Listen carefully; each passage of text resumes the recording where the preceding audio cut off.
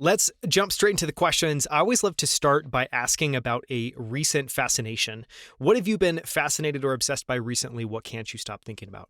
I have been really interested in reading about and kind of fascinated by environmental chemicals lately. So I'm like writing about this in my next newsletter that'll come out in like November.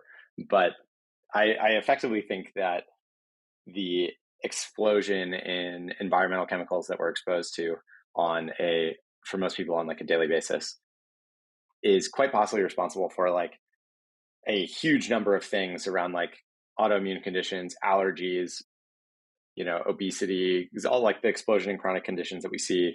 I just think it's this huge, huge, huge thing that almost no one is talking about.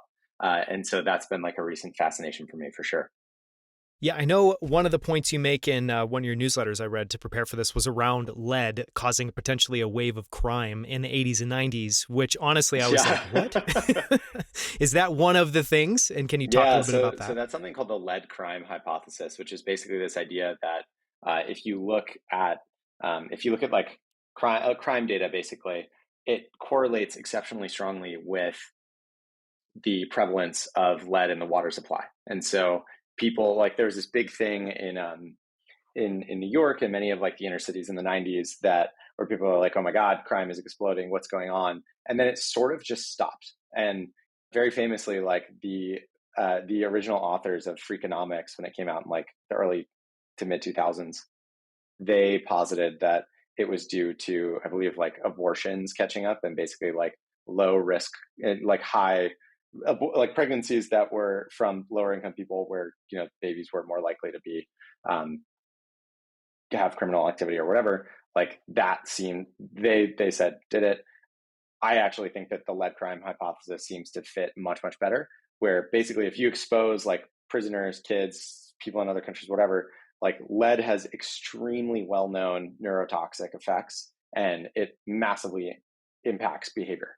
And so I think that basically like when we started instituting controls on lead, both from a drinking water and a gasoline standpoint, you started to see all of these things, like a lot of these like criminal issues that most people would say are social issues, just sort of disappeared overnight. Not disappeared, but normalized. And I suspect that we're seeing a lot of these things today.